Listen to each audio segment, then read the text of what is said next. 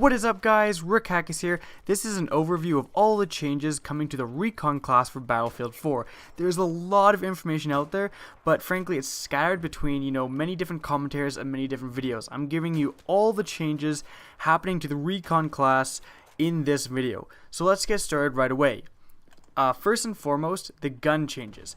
There has been a lot of different, allocations of gun types. And one of the biggest changes is carbines and battle rifles moving to all class. So, basically, as you're playing Recon, any guns you unlock are all going to be bolt-action sniper rifles. You do not unlock semi-automatic sniper rifles as playing Recon. The semi-automatic rifles, like even some of the former Recon guns, like the M38 EBR, I think was one, or the M28, whatever it is, those are now for all classes. So there's a couple of really big things about this for the Recon class. Firstly, it means that the Recon class can use it didn't lose the battle rifles. It can still use them. They're just all class.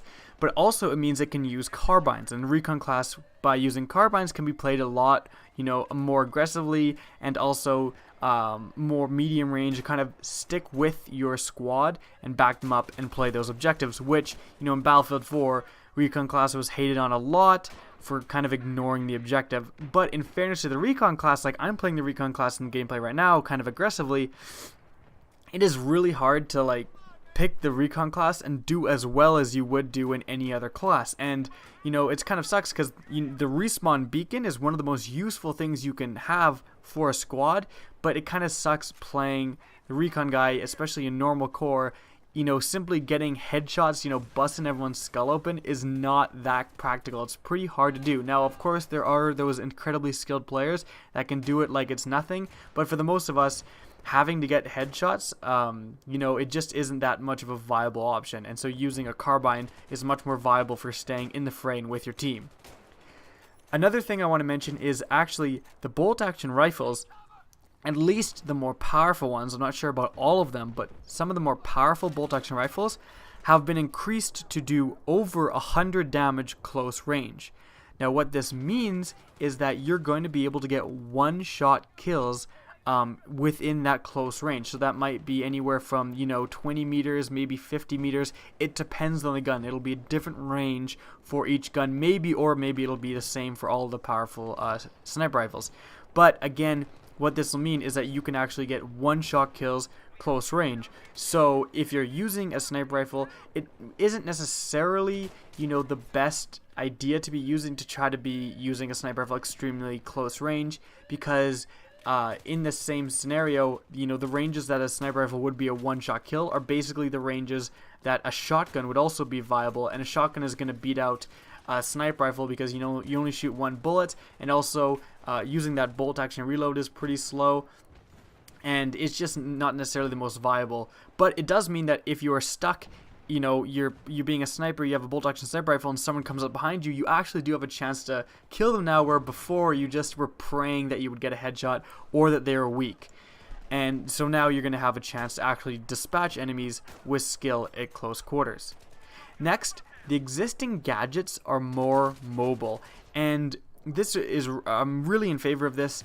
The best example I have is the Soul Flam. The Soul Flam in Battlefield 3, you had to put it down. It was stationary. But in Battlefield 4, the Soul Flam is just the binoculars. Basically, it's the Soul Flam from Battlefield 3, but it doesn't have the stand, and you just use it as binoculars. So you can be running around, Soul Flam a tank, and then run back behind the corner, and that's just going to be awesome because, you're going to be able to be more in the fray.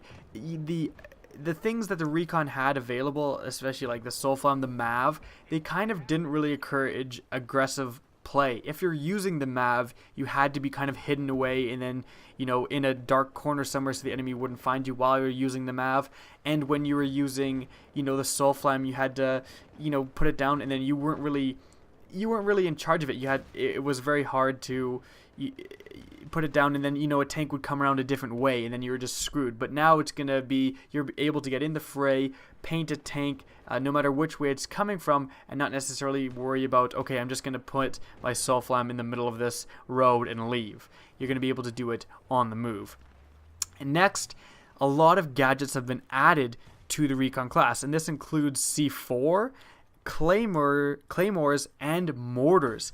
And the mortar is a little bit different. It actually works like you put down your mortar and then you have a little device, almost like a Soulflam, and then you look into it. So you put down your mortar, you can run behind a corner or something, look in your little, like, basically tablet device, and your character will be able to control the mortar remotely. And I don't know if I'm necessarily a huge fan of this, because mortar guys are super annoying in Battlefield 3, and that's where they have to stay where their mortars are. So if you have a mortar separate from the enemy, that can be pretty annoying. I don't know how they're going to balance that really well.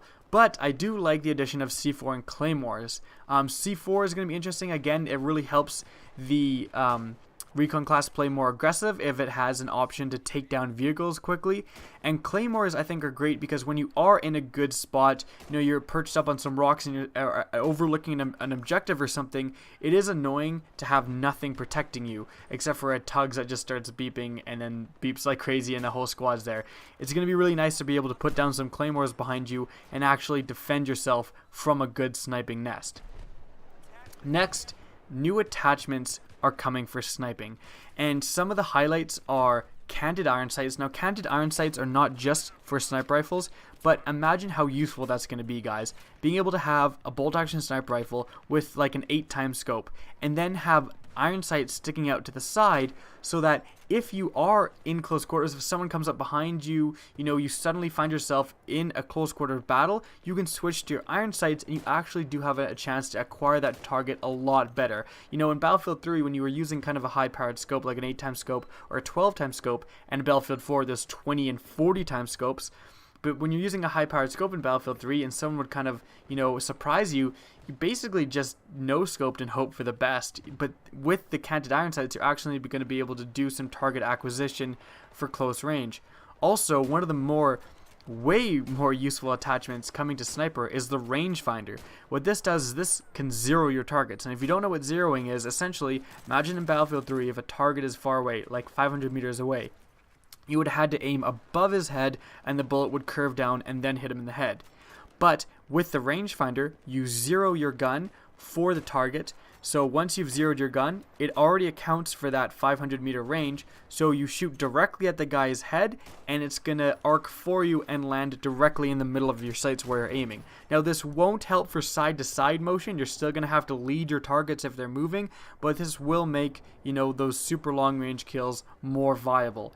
And, you know, not even if you're like trying to just, some people dick around on Battlefield 3 and try to get the longest possible kills, but, you know, some objectives you can be, you know, perched away somewhere and still helping with an objective, overlooking an MCOM station in Rush, for example, and you can be 300, 400, 500 meters away, and something like a rangefinder will really help you get those shots and actually help your team out.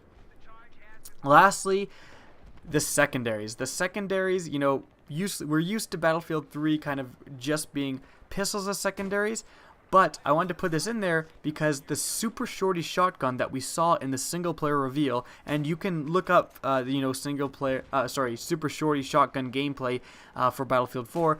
There is a shotgun. It only has 3 rounds in a tube and it's pump action, but there is a shotgun coming as a secondary.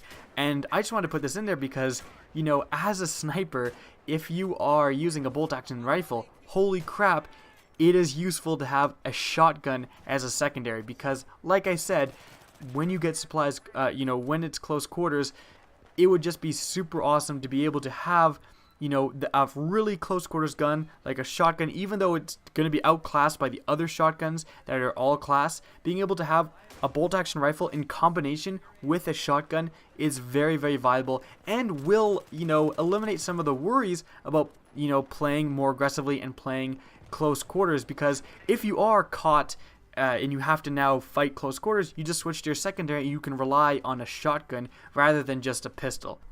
I hope you guys are as excited for the new Recon class as I am. Remember to rate, comment, and subscribe, and as always, have a good day.